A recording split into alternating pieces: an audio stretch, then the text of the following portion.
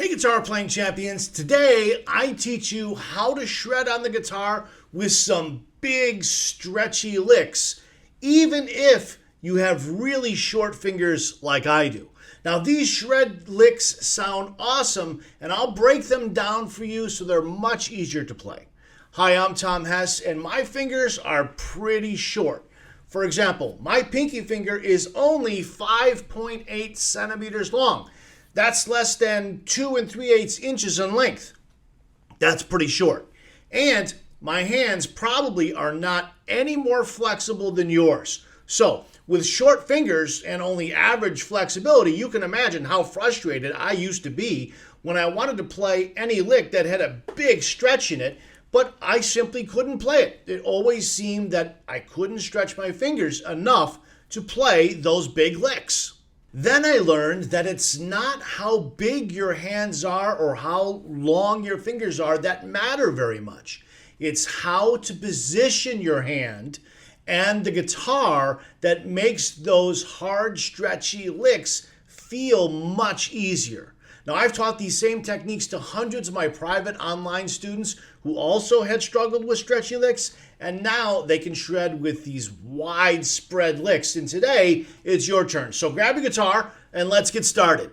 All right, so the first thing that you have to do is hold the guitar differently. The more that the neck or the headstock is like this, the harder it's going to be to get your fingers to stretch large enough, big enough, spread them out far enough in order to play licks that have big stretches in them.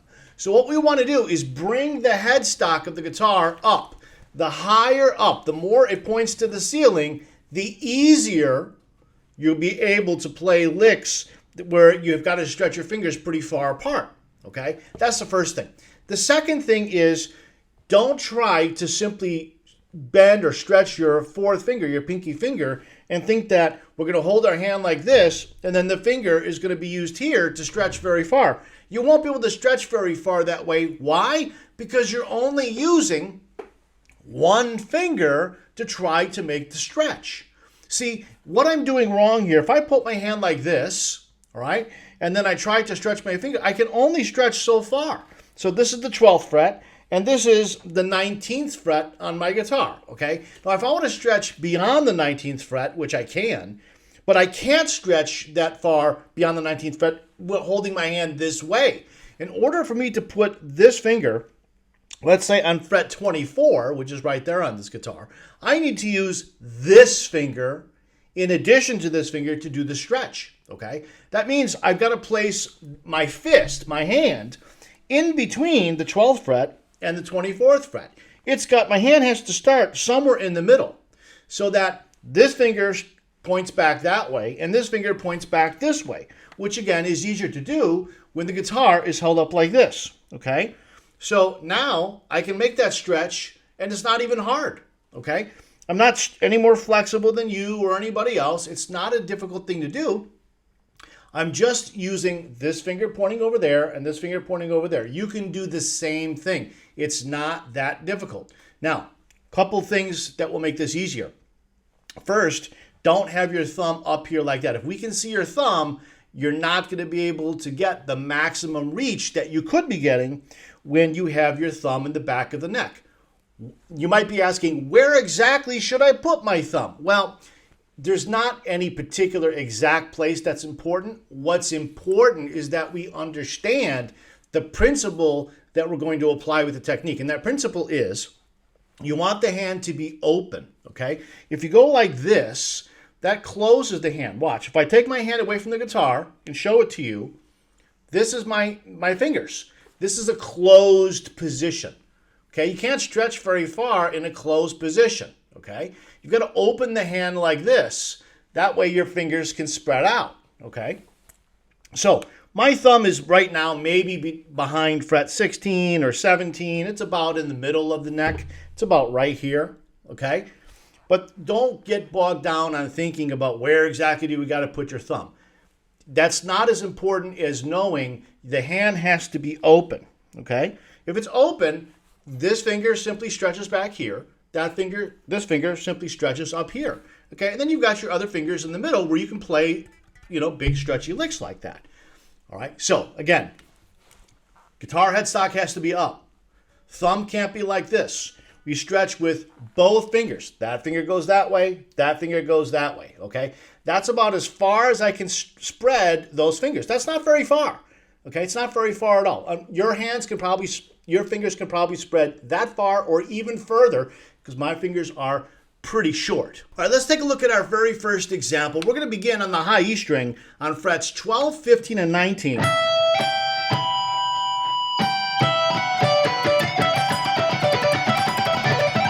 we're going to be playing the first string and the second string.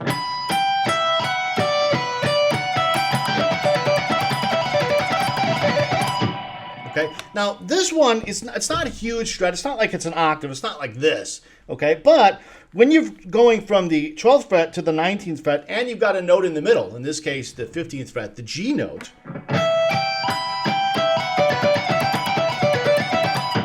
it can be pretty challenging to play those notes and then switch strings and play the whole lick.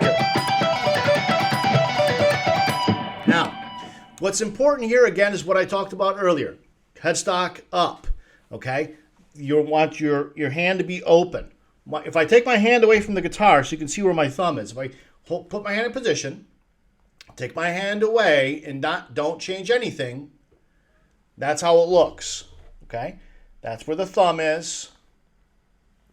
That's how it looks, okay? So it's pretty simple. And you can get a lot of speed here. It's not very difficult. You can go across all the strings if you want to, make a cool lick out of that as well. Now, you might be wondering, well, how do I get my hand underneath here? Because when you're playing your guitar, if you're sitting down, your guitar might be sitting quite a bit lower. Well, you can use a footstool, a guitar player's footstool, to elevate the guitar higher, which would elevate your left leg.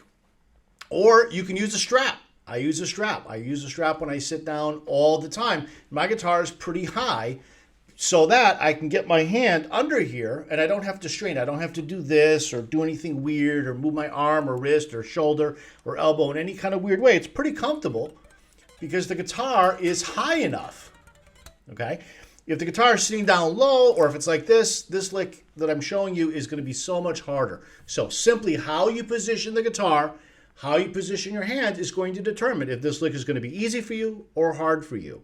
Now, before you grab your guitar and try doing the same lick yourself, it's really important that you are fully and completely warmed up because these licks and these examples I'm going to show you, with these big stretches, they're going to put a strain on your hands a bit, okay, and on your fingers. So it's very important that you are really warmed up. And I've got another video on YouTube. It's a tutorial. It's called Guitar Warm-Up Exercises Step-by-Step Tutorial. Check it out on YouTube.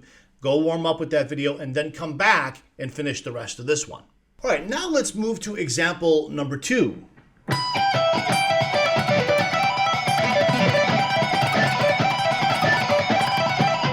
Basically, all we're doing here is we've taken the first example and we're just making a variation. We're playing a sequence of 4 that goes like this. So we're playing the first 4 notes of the pattern, and then we play another 4-note pattern starting from the second note.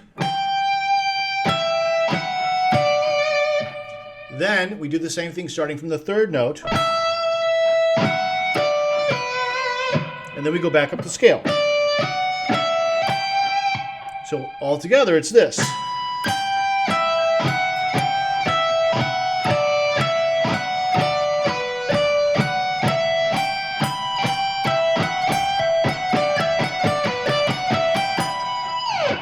It's pretty cool. It's a stretchy lick, but it sounds really nice because the sound that you hear doesn't match visually what you're doing. So what I mean by that is when we go down the first 3 notes,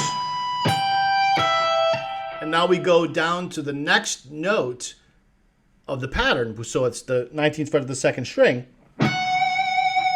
In sound, we're actually going up, right? That's the sound. But it feels like we're going to do something like this. 1, 2, 3, 4. But instead, it's 1, 2, 3, 4.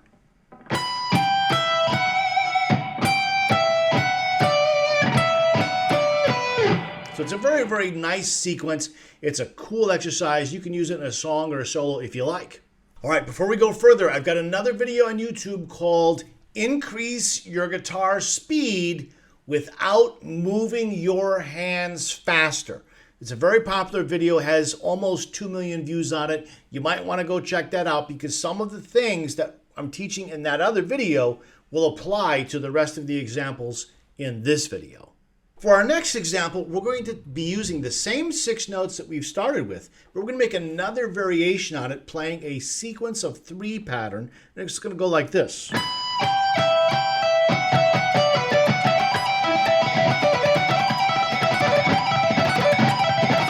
And basically all we're doing is we're descending 3 notes from the highest note, 1, 2, 3, and then we start here and go down 3 notes. And then we start here and go down 3 notes. And then from this point, we're going to play the 12th fret of the 2nd string and go up the scale. Go up 5 notes.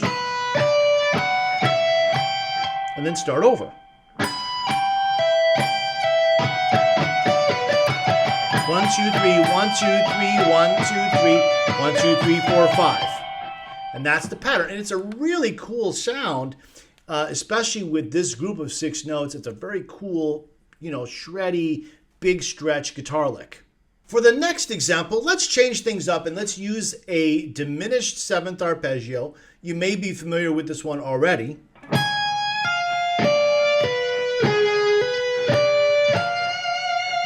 So it's fully diminished 7th arpeggio.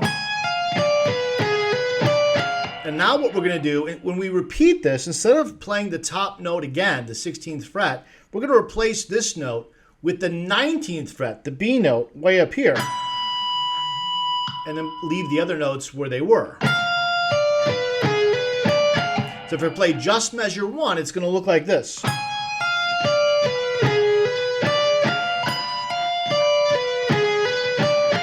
So all we're doing is we're replacing that note for that note.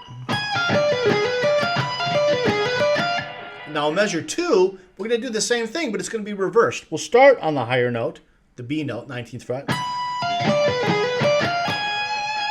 And then we'll play this G sharp note here. So all together it's like this.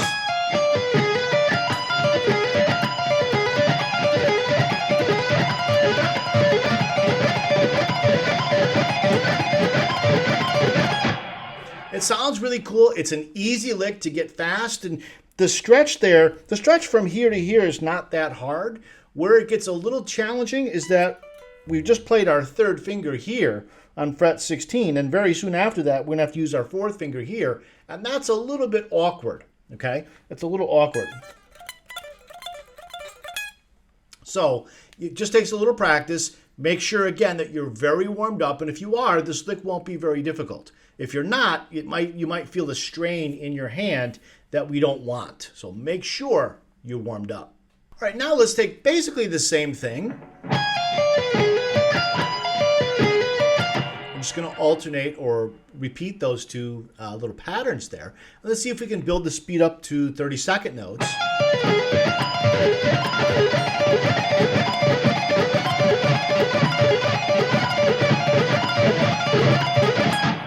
Now, again, when you're doing this, what's really important here, where the speed barrier comes in, typically for the stretch, is right here, the relationship between these 2 fingers. So even though you don't have to play this note right immediately after playing this note, okay, you've got time, watch. You've got time between this note with this finger and this note with this finger. You still want to make sure that this finger, after it's done playing, is relaxed, okay? Once you get to here, this 3rd finger is no longer playing. We want it to relax immediately, okay? Because if this finger remains tense or tight after you're done playing it, if you're still kind of holding it there a little bit, just a little tension in the finger, that will make it harder to then get the 4th finger up to the 19th fret in a comfortable way. Okay, so the more you get this finger to relax after it's done playing, the easier it's going to be to get that finger where it needs to go and have it feel easy. For our next example, let's stick with the fully diminished 7th arpeggio, but in this case, instead of using sweep picking, let's use string skipping. That will bring in an additional challenge for the picking hand, but will also be a significant challenge for the fretting hand because we're going to be stretching with this lick on 2 different strings, strings 1 and string 3 now. So here's the lick.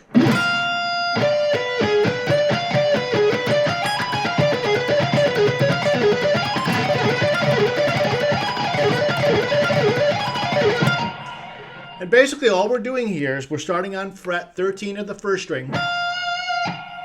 Then we're continuing on string 3, fret 19, 16, and 13. Back up. Skip strings back to the first string again, and then immediately skip strings again back to the 3rd string. So if we take a look at the first 6 notes, or really the first 12 notes, we have this pattern. And that makes for a good exercise on its own. Okay, but what we have here is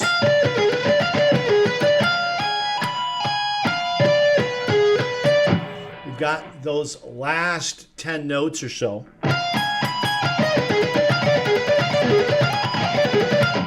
So we're extending the arpeggio up as we go up the first string. This is a really cool sounding diminished 7th arpeggio without sweep picking. Now we're doing string skipping. And it's a good workout for stretching your fingers as you play these shreddy stretch licks. All right, so now let's talk about how do you practice guitar licks that have big stretches, particularly if you have small hands or small fingers, they're short or whatever. Okay, so again, the most important thing is that you're warmed up. You really have to be warmed up. I cannot stress that enough. The second thing is the guitar headstock has to be pointed up as much as possible. That will help if you use a strap and have the guitar pretty high. The next thing is you want to keep the fingers open, okay, in an open position so they can move freely. Next, you want to put the meat of your fist, okay, the center of mass of your hand, in the middle between the 2 points you want to stretch from. So if you want to stretch from fret 12 to 19, where does your fist go? Right in the center, okay? Right about the 15th or 16th fret. That's where you want the hand to be so that you can stretch this finger in this direction and this finger in this direction. And now you've got your middle 2 fingers that can easily play notes in the center there. Okay, so it's not very hard at all once you have the hand in the right position. Remember that if your thumb creeps up like this, that's going to make it really hard. If you hold your guitar like this, that again is going to make it really hard. So if you follow these things, it will make everything easier for you to play. Now, before we wrap up, if you want to double your guitar speed while actually cutting your practice time in half, I will show you how in my free guide titled Double Your Guitar Speed While Cutting Your Practice Time in Half. It's totally free. Click on the link below to download your copy so that you can increase your guitar speed on the guitar. You will be very glad that you did get this.